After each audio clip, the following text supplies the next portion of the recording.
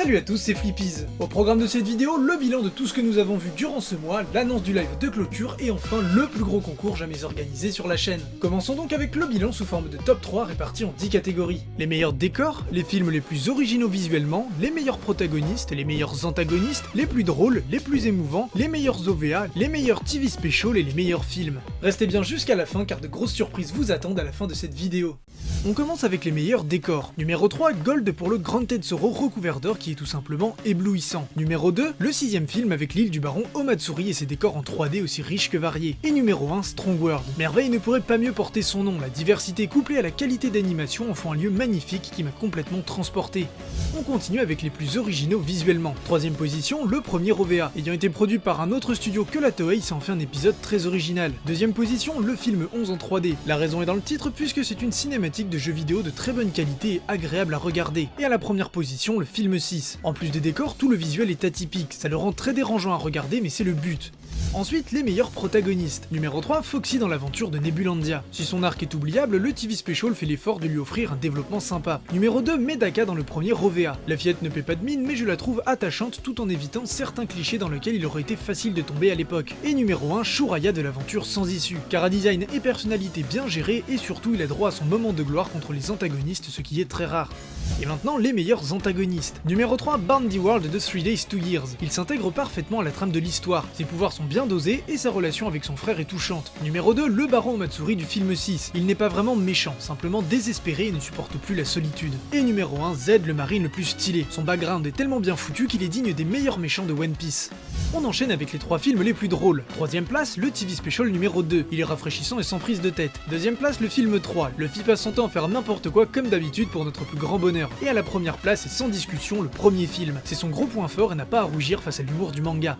Et du coup, à l'inverse, les films les plus émouvants. Numéro 3, Z. Toute l'empathie créée autour du personnage avec la scène de sa mort est juste incroyable. Numéro 2, l'épisode de Nami. On connaît tous l'arc, le personnage en a bavé comme pas permis. Et numéro 1, l'épisode du Mary. En plus de l'histoire du Mary, on rajoute le départ d'Usopp et le Je veux vivre de Robin, bref, beaucoup d'émotions en moins de 2 heures.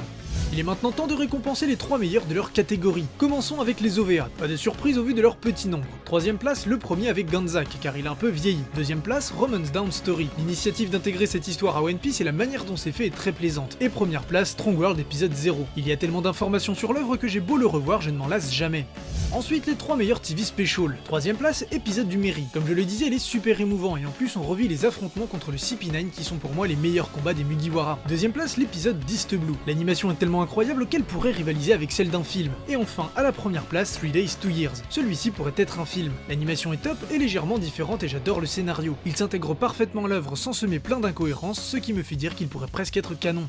Et pour terminer, les 3 meilleurs films. Numéro 3, Strong World, numéro 2, Gold et numéro 1, Z. Je passe très rapidement car il n'y a rien d'original. Selon moi, Z est nettement au-dessus et les 2 autres sont interchangeables en fonction des humeurs. Ce qui m'énerve, c'est qu'ils ne sont pas aussi parfaits que l'on veut bien nous le faire croire. C'est justement ce que j'ai appris au cours de ce triathlon. Au début, je partais avec de gros a priori sur les films. Les Naruto Shippuden m'ont laissé tellement de mauvais souvenirs que je condamnais presque les One Piece. Au final, ils ont été une agréable surprise pour la majorité, j'ai passé un bon moment en les regardant. Les 3 films d'Oda sont supérieurs parce que la Toei met tout en œuvre pour en faire des blockbusters. L'animation est tellement dingue qu'elle surpasse clairement les autres. Et puisqu'Oda s'occupe du scénario, il peut se permettre plus de liberté puisque c'est son bébé. Pourtant, je me rends compte que sans ses moyens, il ne serait pas aussi incroyable. Certains films se défendent aussi bien grâce à leur propre qualité, notamment l'aventure sans issue qui est un gros coup de cœur et que j'ai même hésité à mettre dans le top 3. Idem avec le 6, j'ai personnellement eu du mal avec son aspect si atypique, mais force est de constater qu'il y a une animation de fou et un scénario de qualité. Oui, les films d'Oda sont bien, mais les autres ne sont pas aussi en dessous de ce que l'on pourrait croire. J'espère donc que ce triathlon vous aura donné envie de regarder ou re-regarder les films et épisodes spéciaux qui vous ont plu ou même déplu.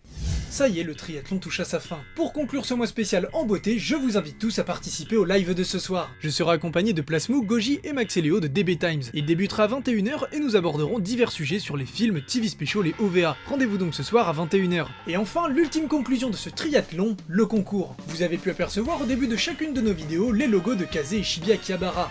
Voici pourquoi. Grâce à eux, vous allez pouvoir tenter de gagner les 12 films en DVD, la figurine One Piece Gold de Sanji et enfin les tomes tomes de l'aventure sans issue offerts par la chaîne. Pour participer, c'est très simple. Il vous suffit de follow notre Twitter et celui de Kazé et de RT le tweet du concours en identifiant un ami. Le premier gagnera la figurine de Sanji ainsi que le film de son choix et le second gagnera les 2 tomes de l'aventure sans issue et le film de son choix. Quant au troisième jusqu'au 12e gagnant, ils remporteront un film de leur choix en fonction du choix des vainqueurs précédents. C'est-à-dire que le troisième aura le choix entre les 10 DVD restants, le quatrième entre les 9 restants et ainsi de suite jusqu'au 12e gagnant. Vous avez jusqu'au dimanche 11 mars 23h59 pour participer. Les résultats seront annoncés le 14 et les gagnants contactés en MP. Avant de conclure, je souhaite remercier Chris, Vegapunk et Shinron AMV d'avoir participé à la création du triathlon. Merci à Kazé et à Shibiaki Habara d'y avoir participé en offrant tous ces cadeaux. Et merci à tous d'avoir participé, aussi bien les habitués que les nouveaux venus. Bonne chance pour le concours et à ce soir 21h pour le live en compagnie de Koji et DB Times.